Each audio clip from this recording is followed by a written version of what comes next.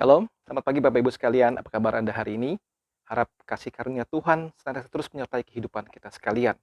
Selamat datang, selamat mendengarkan renungan-renungan singkat dari pelayanan Hizbut Ministry, sebuah pelayanan men-sharingkan firman Tuhan secara online yang disampaikan atau diposting setiap minggu satu kali. Sangat berharap Bapak Ibu sekalian bisa subscribe channel ini, kemudian bisa like, memberikan komentar, dan juga share kepada Bapak Ibu yang sekalian. Saudara, minggu lalu minggu kemarin kita sudah membahas tentang pengajaran bagaimana pemahaman Alkitab di dalam 8 aspek hidup kita. Plus satu aspek yaitu waktu. Kita sudah melihat tentang waktu, kita sudah membahas 2 session tentang Alkitab dengan karirku. Hari ini kita akan melihat bagaimana relasi antara Alkitab atau firman Tuhan dengan bisnis kita. Kita mengawalinya dengan berdoa. Mari kita berdoa. Bapa dalam surga, terima kasih buat anugerah-Mu yang selalu baru setiap hari di dalam hidup kami semua. Kami sudah bersama-sama menyiapkan hati untuk mendengarkan firman Tuhan pada hari ini. Berkatilah waktu ini ya Tuhan. Dalam nama Tuhan Yesus Kristus kami bersyukur, kami berdoa dan memohon penyertaan Tuhan. Amin. Mari kita membaca firman Tuhan yang saya ambil dari Efesus pasal yang ke-6 ayat yang ke-9. Demikian firman Tuhan. Dan kamu tuan-tuan, perbuatlah demikian juga terhadap mereka dan jauhkanlah ancaman. Ingatlah bahwa Tuhan mereka dan Tuhan kamu ada di surga dan ia tidak memandang muka. Perjanjian Lama, Imamat 25 ayat 14 hingga 17. Apabila kamu menjual sesuatu kepada sesamamu atau membeli daripadanya, janganlah kamu merugikan satu sama lain. Apabila kamu membeli dari sesamamu, haruslah menurut jumlah tahun sesudah tahun Yobel. Apabila ia menjual kepadamu, haruslah menurut jumlah tahun panen. Makin besar jumlah tahun itu, makin besarlah pembeliannya. Makin kecil jumlah tahun itu, makin kecillah pembeliannya. Karena jumlah panenlah yang dijualnya kepadamu. Janganlah kamu merugikan satu sama lain, tetapi kau harus takut akan Allahmu, sebab akulah Tuhan Allahmu. Bapak Ibu pernahkah membaca bagian tadi sebelumnya? Ternyata di dalam Perjanjian Lama sudah ada satu pengaturan tentang bagaimana orang harus berjual beli atau berdagang, saudara. Prinsip yang sangat jelas di situ adalah takutlah akan Allah dan jangan merugikan orang lain. Saudaraku, secara sistem ekonomi kita melihat secara sederhana orang jual beli, ya. Dari mungkin awalnya adalah barter barang, kemudian menjadi sistem jual beli. Ya, kemudian orang mulai berkembang memikirkan bagaimana caranya supaya saya bisa menjual, kemudian dia bikin sistem dari perdagangannya. Ya, misalnya contoh, saudara, jika satu orang yang menjual barang-barang kelontong kebutuhan rumah tangga di rumah, dia harus selalu buka toko setiap hari, bukan? Dia mulai memikirkan bagaimana saya membuat sistem supaya saya tidak perlu di toko setiap hari. Dia bikin sistem, dia rekrut orang-orang yang terpercaya, dan dia bisa mulai tidak perlu ada di situ. Makin hari makin besar berkembang, adalah sistem franchise. Dipikirkan bagaimana caranya untuk menjual franchise dari toko yang dia miliki sehingga dia bisa punya beberapa toko tanpa dia harus ada di situ. Berkembanglah sistem bisnis franchise. Bahkan sampai saat ini, saudara, ada begitu banyak sistem-sistem bisnis yang online bahkan. Tidak perlu punya toko, tapi bisa berdagang. Tidak perlu punya toko, tapi bisa memiliki penghasilan yang besar juga.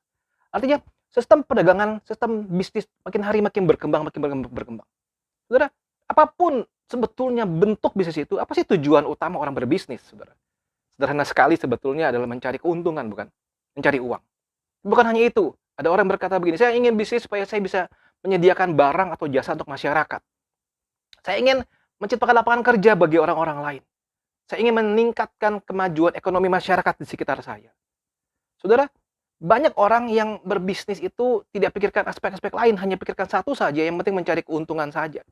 Sehingga sebetulnya mungkinkah kita menjalankan sebuah Christ-centered business di dunia yang berdosa ini?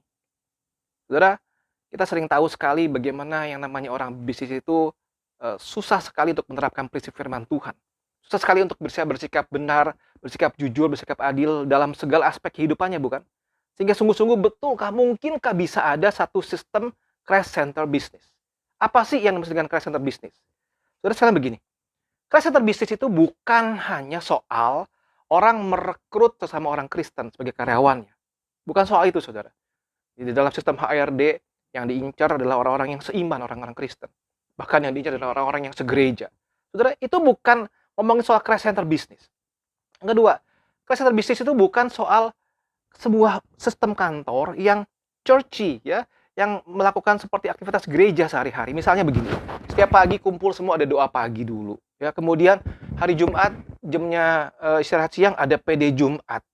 Kemudian banyak salib di mana-mana dalam ruang kantor tersebut, ada poster-poster ayat-ayat rohani di situ. Saudara, itu bukan bicara mengenai Christ-centered business, saudara. Ya, Kisah bisnis itu juga bukan ngomongin tentang kekayaan, kemakmuran saja. Uang itu bukanlah tujuan akhir. Terus sekalian, saya mau mengajak kita sama-sama merenungkan ada 7 prinsip bagaimana kita mencoba untuk membangun sebuah crash center bisnis. Terus yang pertama begini, sebuah bisnis diselenggarakan yang kita mau sebut dengan crash center bisnis bukan hanya mengejar return on investment. Penting sekali mengejar ROI, pasti. Tetapi kita mau mengejar the eternal return on investment, eternal ROI. Ingat prinsip penata layan, saudara. Kita ini semua, bahkan sebagai business owner pun, kita cuma penata layan, saudara. Kita hanya dipercaya mengelola yang Tuhan berikan kepada kita. Makin besar yang Tuhan berikan, makin besar pula tanggung jawab kita. Sehingga, harusnya menjadi eternal return of investment adalah apa? Menjadikan segala bangsa murid Tuhan. Secara simpel begini. Bukan cuma mengejar keuntungan semata. Tetapi, pertanyaan seperti ini. Apakah praktek bisnis yang kita lakukan itu mencerminkan karakter Kristus? Ini adalah eternal return of investment. Bukan sekedar uang, tapi apakah kegiatan bisnis yang kita kerjakan itu mencerminkan karakter Kristus? Yang kedua, prinsipnya adalah begini. Sebuah bisnis yang dipimpin oleh Roh Kudus. Wah, ini seram sekali ya. Seolah-olah, wah ini harus gereja yang seperti ini. Soalnya tidak. Waktu kita membuat visi misi sebuah perusahaan, waktu kita membuat satu budaya perusahaan, goal target perusahaan, apakah kita sebagai owner sungguh-sungguh berlutut di hadapan Tuhan, minta pimpinan Roh Kudus, ataukah kita hanya melihat mana yang bisa lebih profit buat saya, mana yang bisa lebih cuan buat saya, tujuannya hanya mencari sekedar uang saja. Saudara, profit is good, profit used for good is better. Keuntungan itu bagus, tetapi jika ada sebuah keuntungan dipakai buat kebaikan banyak orang, itu jauh lebih baik. Jadi kita harus sungguh-sungguh menggumulkan apakah ini menjadi sesuai dengan pimpinan Roh Kudus atau bukan. Terus yang ketiga, prinsip bisnis adalah begini. Ingat golden rule. Apa itu golden rule? Lukas 6 ayat 31. Dan sebagaimana kamu kehendaki supaya orang perbuat kepada kamu, perbuatlah juga demikian kepada mereka. Bisakah kita menerapkan ini di dalam praktek bisnis kita? Atasan dengan bawahan, ya. Atasan dengan rekan-rekan sesama atasan, bawahan dengan sesama bawahan, dan sebagainya. Kemudian perusahaan dengan customer. Golden rule. Sebagaimana kamu kehendaki orang perbuat kepada kamu, perbuatlah juga demikian kepada mereka. Ini satu prinsip penting, sehingga bisa tercipta satu kesejahteraan bersama. Prinsip yang keempat, improve your team to improve your organization. Kita mau mencoba meningkatkan sumber daya kita, tim kita, untuk meningkatkan kita punya perusahaan.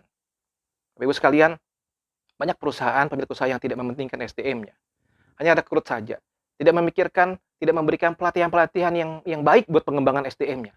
Kita hanya bisa mencoba mencari, kita harus find the right person, the best person, the passionate person, reliable person. Orang-orang yang sungguh-sungguh tepat. Sehingga kita perlu mengutamakan atau menjadikan manusia itu atau SDM sebagai top priority kita. Kita perlu mengusahakan supaya orang-orang yang kita rekrut ada di dalam tim kita, menemukan mereka punya gift and talent. Apa sih talenta mereka? Apa itu passion mereka? Apa itu panggilan mereka? Saudara, dalam kegiatan sehari saya banyak menolong orang-orang seperti itu. Jika saudara membutuhkan bantuan seperti itu, silakan hubungi saya secara DM. Waktu orang-orang kita menjadi lebih baik, saudara, maka kita punya perusahaan pun akan jadi lebih baik. Kita harus improve orang-orang kita. Kita harus meningkatkan SDM kita. Prinsip yang kelima, kita melakukan sesuatu itu do things today yang bisa impact today and tomorrow. Jadi bukan cuma pikirin sesaat saja, saudara. Kita harus invest sesuatu dengan cara yang bijaksana.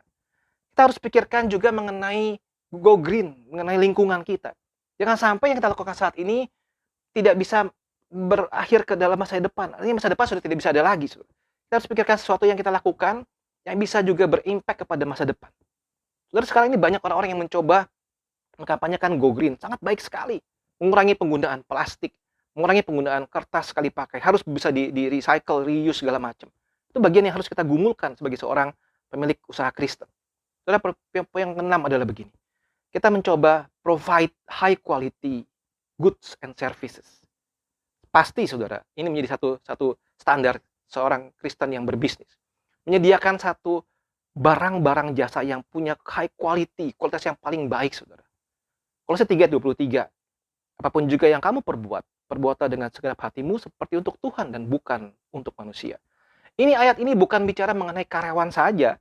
Atau lu kerja yang benar seperti buat Tuhan. Bukan, saudara. Tapi sebagai pemilik usaha yang menjalankan crash center bisnis, Waktu kita doing business, berbuat seperti untuk Tuhan dan bukan untuk manusia.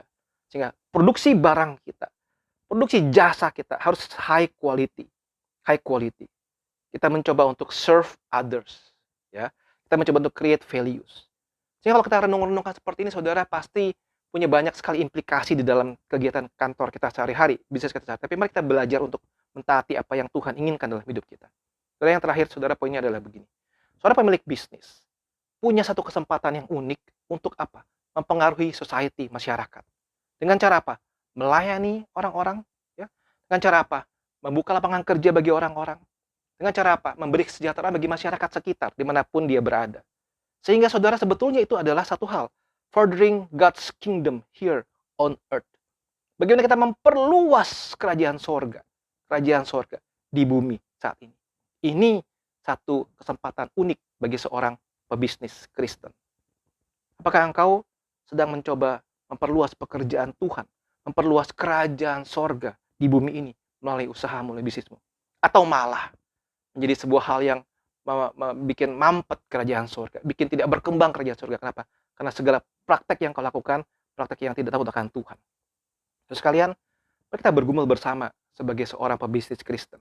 Bagaimana kita mencoba menghadirkan Kristus, mencoba menghadirkan kerajaan sorga di bumi ini. Sebagai business owner, orang yang ingin memiliki bisnis, kita berjuang melanjutkan, menghadirkan kerajaan sorga di bumi ini demi kemuliaan Tuhan. Demi kemuliaan Tuhan, dan menjadi berkat bagi orang banyak di sekitar kita. Baik itu karyawan kita, baik itu customer kita, dan masyarakat di sekitar kita. Tuhan memberkati bisnis saudara-saudara sekalian, memberkati kita semua. Amin.